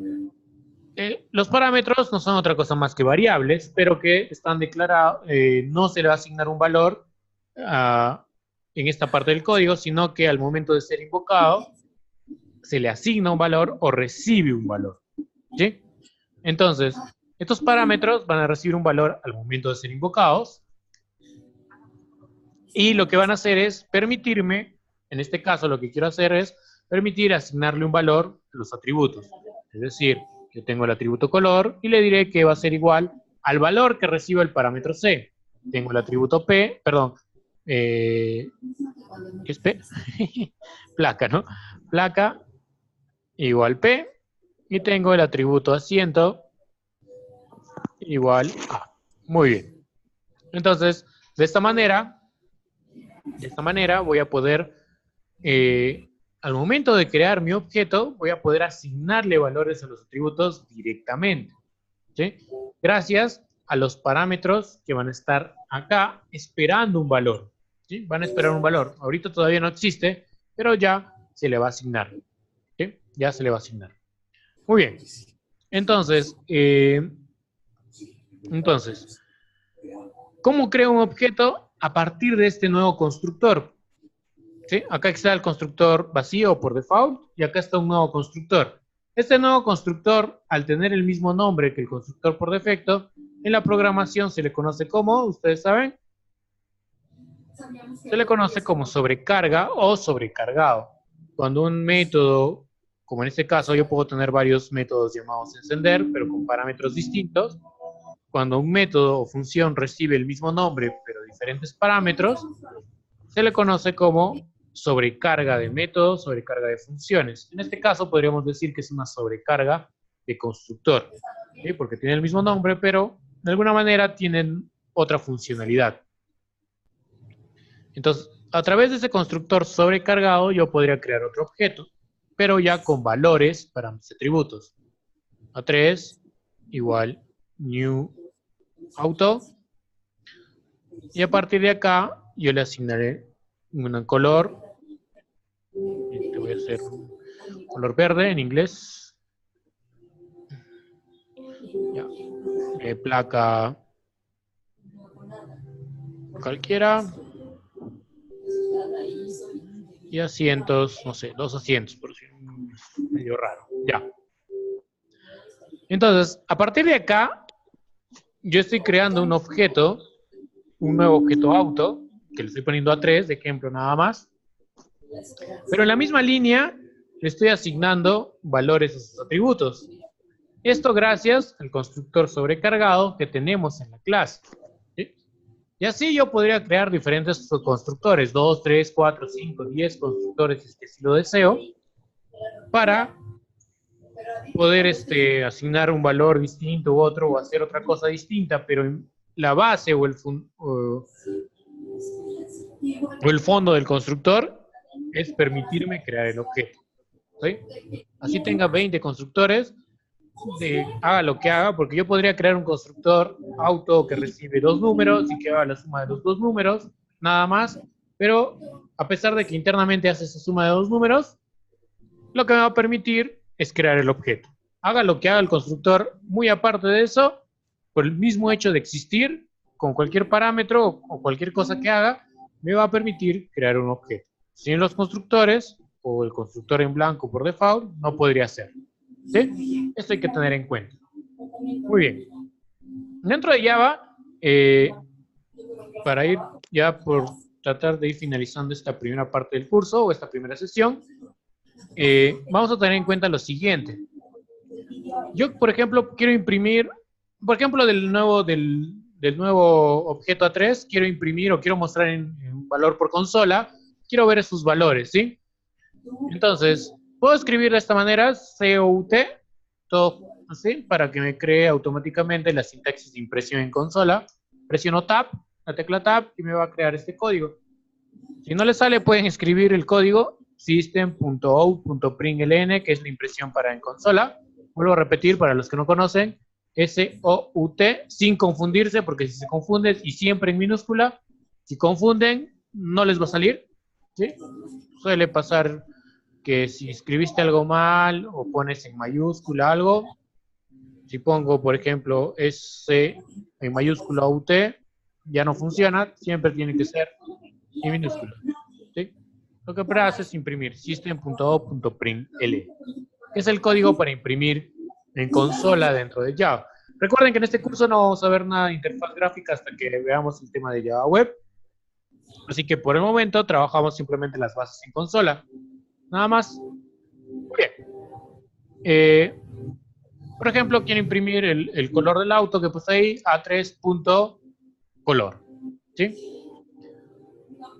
Quiero imprimir el número de asientos, A3.asiento, ¿no? Y en la placa sería lo mismo, A3.placa. Valga recalcar, si es que quieren tenerlo en cuenta, estas dos letritas después del print que viene significa un salto de línea, ¿sí? Para que al momento de imprimir en la consola salga uno debajo de otro. Porque hay una opción system.out.print, nada más, que imprime sin salto de línea. ¿Ok? Esto por el momento no lo hemos ejecutado en ningún momento, solamente era para hablar un poquito sobre las características del lenguaje Java. Y vamos a darle clic derecho. Podemos darle clic derecho en cualquier parte en blanco y seleccionar la opción que dice Run File. O también podemos seleccionar directamente el archivo desde acá, darle clic derecho y también ejecutar Run File. De preferencia, tratar de acostumbrarnos un poquito más a esta parte, porque desde acá lo vamos a trabajar para cuando trabajemos con web. Run File. Esperamos un rato, si es la primera vez, el compilador y la aplicación demoran un poquito más, pero ahí lo tenemos. A ver, voy a tratar de hacerle un poco de zoom. o lupa. ¿Sí? Entonces, acá vemos, ¿no? Me está imprimiendo estos dos valores, ¿sí? Correctamente, sin ningún problema. Un ratito, vamos a ver, creo que es el dueño del... Muy bien, entonces vemos que se imprimió los dos valores que tenemos ahí, color y asiento, según lo que yo he puesto en mis valores. Y ahora entramos a tallar justamente esto de acá. Dentro de la programación orientada a objetos está el encapsulamiento. Como parte del encapsulamiento, acá puede haber mucho debate, si es que algunos vienen de otros lenguajes o otros conceptos. Algunos dicen que esto no es encapsulamiento, esto se llama ocultamiento, lo que vamos a hacer ahora. Pero al menos dentro de Java, lo que vamos a hacer es lo que se considera como encapsulamiento, ¿sí? Para no entrar mucho en debate. ¿Qué es esto? ¿Cómo vamos a entrar o cómo vamos a introducirnos al encapsulamiento? En primer lugar, para tener en cuenta, sea el lenguaje de programación que sea, orientado a objetos, nos dice que los atributos de una clase no pueden ser conocidas directamente cuando se crea el objeto o desde cualquier otro archivo. ¿A qué vamos? De que estas opciones de niveles de acceso de las que hemos hablado no pueden ser los atributos públicos, ¿sí? No deberían ser públicos, es decir, desde cualquier lado del archivo yo no debería conocer qué atributos tienes, ¿sí? Solamente debería poder acceder a tus métodos. Entonces, bajo este concepto, indicamos de que los atributos no pueden ser públicos, entonces pasan a ser privados. ¿Sí? Pasan a ser privados.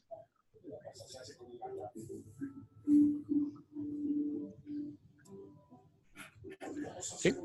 Pasan a ser privados. Como son privados, lo guardamos, le dan control S o clic en el icono de guardar, el famoso disquete. Automáticamente nos va a salir un error. ¿En dónde? En el archivo test.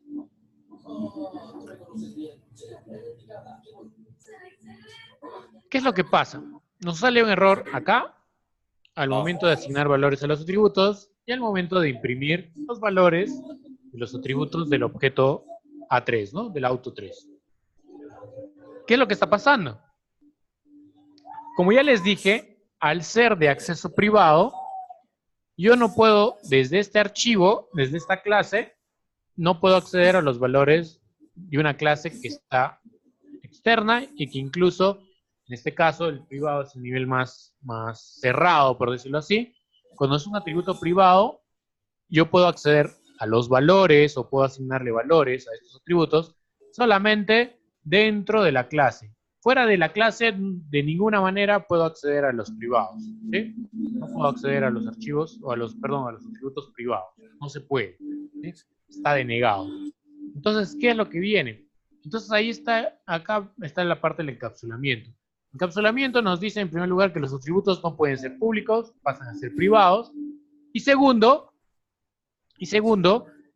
tengo que crear una propiedad, o dos en este caso, para cada uno de estos atributos. ¿Para qué? Para que se le pueda asignar un valor, como estamos teniendo acá, y para que me permita imprimir o mostrar el valor como tenemos acá, que ahorita no puedo hacerlo dentro de mi esqueleto o estructura inicial. Entonces, ¿cómo lo hago? Dentro de la programación orientada a objetos existen dos métodos, el método get y el método set, que están relacionados justamente a esta parte del encapsulamiento en Java. Get en inglés, ¿qué es? Obtener, ¿no? Obtener. Entonces, lo que voy a hacer es, con el método get, obtener el valor del atributo. ¿Para qué? Si obtengo el valor, si obtengo, puedo imprimir su valor, ¿no? Podría mostrar. Y con set, voy a asignarle un set, es asignar, entonces puedo asignarle un valor, ¿sí? Con set puedo asignarle o le asignaré un valor. Entonces, ¿cómo lo vamos a hacer? De la siguiente manera. Esos métodos por sí tienen que ser públicos, porque si fueran privados también no tendría el caso. Entonces, los métodos get y set siempre son públicos, no hay excepción al caso. Public, muy bien. Y acá venía a tallar la pregunta que hizo uno de los colegas hace un rato, ¿es una función o no? Muy bien, vamos a empezar por los métodos, ¿sí? Un método en Java está diferenciado por la palabra reservada void. ¿Y qué quiere decir? Que este método no retorna ningún valor. Cuando nos referimos en la programación a retornar un valor, no quiere decir imprimir, ¿sí? No quiere decir imprimir, simplemente es un retorno, ¿ya? Es un retorno que lo puedes usar para almacenar eso que retorna, para guardarlo en una variable, o si deseas, para imprimir. Retorno no quiere decir impresión, ¿sí? Eso es muy común, o muchos estudiantes que he tenido confunden el retorno con impresión. El retorno solamente se retorna el valor a una variable a algún lado, y si deseas lo imprimes, no, simplemente lo usas en otra cosa, ¿ya? Entonces, void es un método. Los métodos no retornan nada. En Java, un método no retorna nada. Entonces, en este caso, ¿qué no retornaría nada? La asignación del valor. Porque yo le asigno un valor, pero no necesito saber que se ha guardado o no. Simplemente quiero que se guarde y ya. Entonces, para eso será get o set. Set, ¿no? Asignar, set. ¿Qué cosa? Asignar. Lo primero que tengo es color, ¿no? Entonces pondré acá set color. ¿Sí? Entonces, como le tengo que asignar un valor, ese valor tiene que llegar a través de un parámetro. Y como color es un string, también pondré acá string color. Y le pongo color igual que el nombre del parámetro para ver un detalle adicional también dentro del lenguaje. ¿Sí? Lo ponemos así.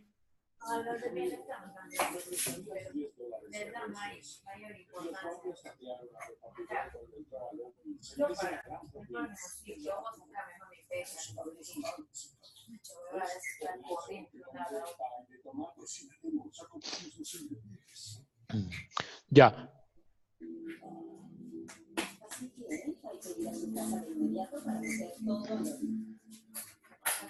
Muy bien.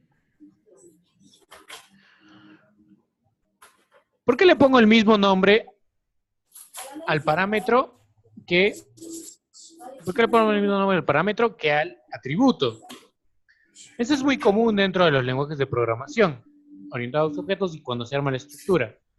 Yo le puedo poner acá que color, el color del atributo va a ser igual al color del parámetro. Punto y coma.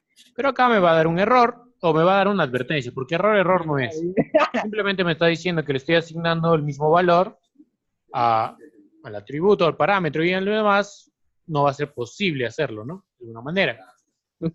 Como es un estándar o es una costumbre de que el valor del atributo al momento de crear el método set sea el mismo nombre que sea el mismo nombre que el parámetro para el atributo, para diferenciar los métodos y atributos o variables dentro de la misma clase, se utiliza la palabra reservada this. This punto. Y eso es en la mayoría de lenguajes de programación. Utiliza la palabra reservada this. This punto. Al hacer referencia a this punto, color, ven que este this está de color verde. Eso está haciendo referencia exclusivamente al atributo de nuestra clase. El atributo también es verde. Y el otro, que es el parámetro, sí está en negro todavía porque ese hace referencia al parámetro. ¿Sí? Entonces, tengan en cuenta que esto va a pasar mucho en los lenguajes de programación, lo van a ver así, que color es igual a color. ¿Sí? Y esto es por un lado. Entonces, este es un método void, es un método en Java, porque no va a retornar nada. Lo único que está haciendo es asignarle un color al atributo color. Es lo único que está haciendo. ¿Sí? No está retornando nada. El método set. Ahora vamos a ver una función. Una función sí debe retornar un valor. Por ejemplo, Puede retornar un entero, puede retornar una cadena, puede retornar cualquier tipo de valor, pero tiene que retornar algo. En nuestro caso, para completar el encapsulamiento, tiene que retornar el mismo valor que el atributo, porque si quiero que me retorne el color, y el color es de tipo string, tiene que devolverme el mismo valor. Entonces, retorno string. Ya como decía uno de los colegas, era function. En Java no existe la palabra function. ¿Sí? Las funciones se definen por el valor que va a devolver. Va a devolver un string, va a devolver un entero, va a devolver incluso un objeto de clase. Puedo retornar un auto. ¿Sí? Acá podría retornar. Acá podría incluso retornar auto. No va a haber error. ¿Sí? Yo puedo retornar un auto dentro de la clase auto y es totalmente válido, ¿sí? Pero no tiene sentido retornar un auto. Acá está el error porque una función tiene que retornar algo y acá me está haciendo esa advertencia, buscando return statement, ¿sí? Missing return statement, buscando la sentencia de retorno, ¿ya? Podría hacer eso, pero no tiene sentido, ¿sí? Entonces voy a retornar el color, string, y como es un retorno, yo voy a obtener en sí el color, get color, ¿sí? Cuando es un retorno, la palabra reservada, incluyendo en cualquier lenguaje de programación, es return. Return, para hacer referencia al color del atributo, this.color, ¿sí? De esta manera, ¿sí? Y esa es la diferencia entre un método y una función en Java específicamente, ¿sí? Siempre que ves un método, vas a ver la palabra void. Y el void no retorna, nunca te va a retornar nada. En cambio, si después del public o private, que podría ser en algunos casos, no hablando de encapsulamiento, sino de la creación de métodos o funciones, cuando es una función, tiene que expresarse el valor que vas a retornar, ¿sí? Y ya verás tú, vuelvo a repetir, esto de acá no representa una impresión, sino simplemente el retorno del valor. Lo guardamos, y eso no implica de que allá, en el otro lado, se corrijan los errores. Bueno, solamente hemos creado el método getSet de color, así que voy a comentar esto de placa, porque voy a corregir color nada más, y esto de acá de asiento, porque vuelvo a repetir, solamente voy a corregir color. Entonces, aún así, yo ya no puedo acceder, si es que se han dado cuenta, pongo A1 punto, ya no tengo color, entre mis opciones. Solo tengo ahora la opción getColor o setColor. Entonces, para asignar un color, tengo que hacerlo a través del método. Void método. setColor. Y acá le pondré el que puse hace rato, rojo. Y la línea de arriba, obviamente, ya no me sirve. Para fines didácticos lo voy a dejar ahí voy a compartir el código después en los de método online. Muy bien, ahora se hace así. En consiguiente, para imprimir el color, ¿qué haré? Sería A3.getColor. Y getColor, fíjense acá que me retorna, acá me dice, me apoyo un poco con el código, dice string getColor. O sea, retórname, me va a retornar un string, un valor de string. Ese valor que me está retornando, yo sí lo estoy imprimiendo. Esto de acá, system.out.print, está diciendo que imprimas el valor. ¿Ok? Entonces, ahí le estamos dando cabida a esto de acá. A imprimir. Le doy clic derecho, run file, no hay errores. Y bueno, en este caso solamente estoy imprimiendo el color. Y el color está ahí, ¿no? Está todo correcto. ¿Sí? Y de esa manera estamos viendo el encapsulamiento, ¿sí? Estamos viendo el encapsulamiento de nuestros atributos. ¿Ok? Pauso un ratito para que lo completen ustedes. Listo. Ya.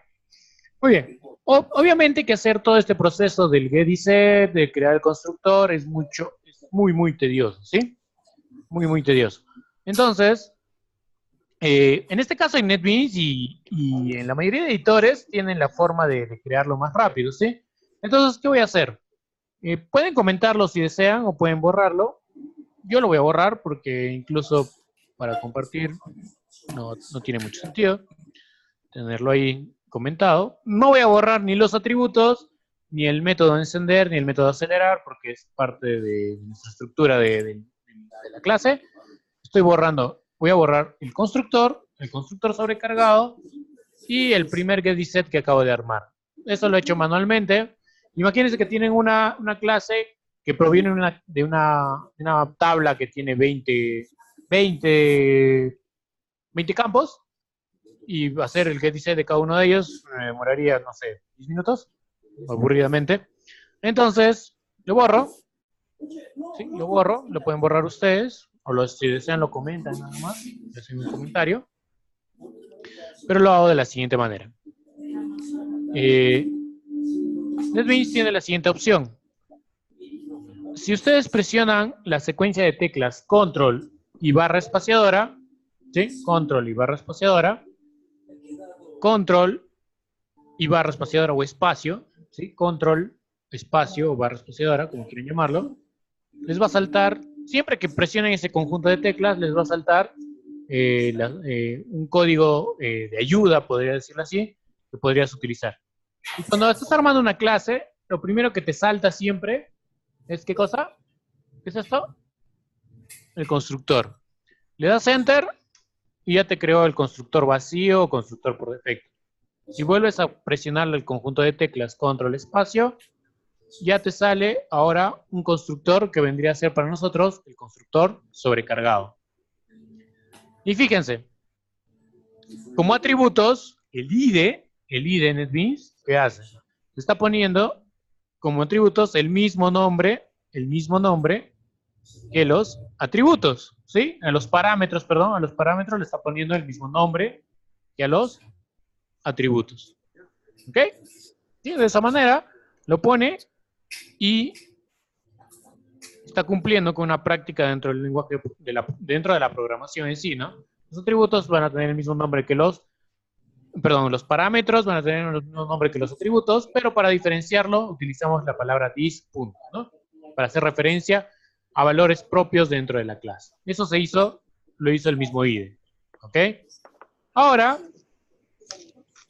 ¿cómo hago para crear el método getDset? También está acá, si presiono control barra espaciadora o espacio, está acá, ¿ve?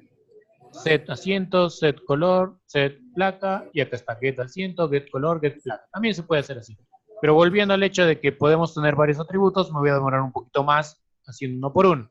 Entonces, para que salga todo en bloque, ¿qué hago? Sobre un espacio en blanco, le doy clic derecho a la pantalla y busco una opción que dice acá, Insert Code, o insertar código, si fuera en español, Insert Code, ¿sí? Insert Code, hacemos clic, nos despliega un submenú, o un menú, y ahí por la cuarta, quinta opción está uno que dice Gather and Setter. Hacemos clic ahí, Gather and Setter.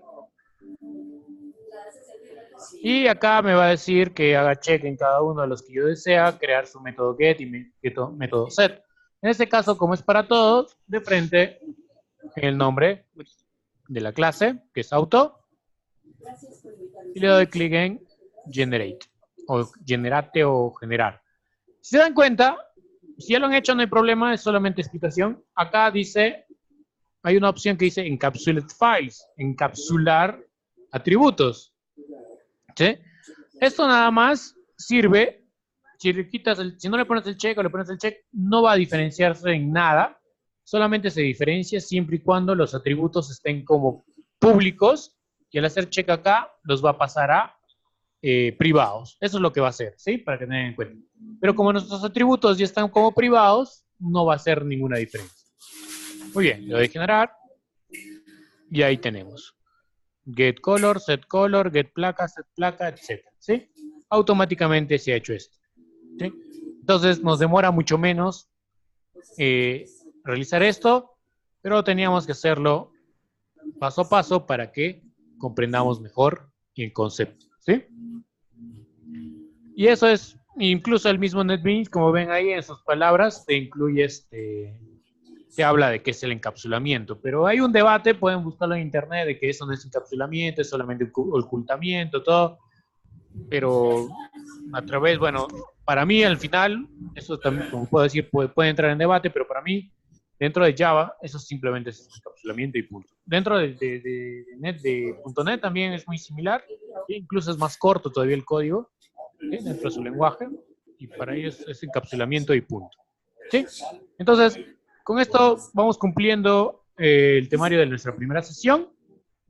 El día sábado vamos a completar lo que es programación de objetos, pero hay que ver varios conceptos más y vamos a hacer un pequeño ejercicio para ver todo ello mezclado, ¿sí? Para que se entienda mejor. Es muy importante ver esto, ¿sí?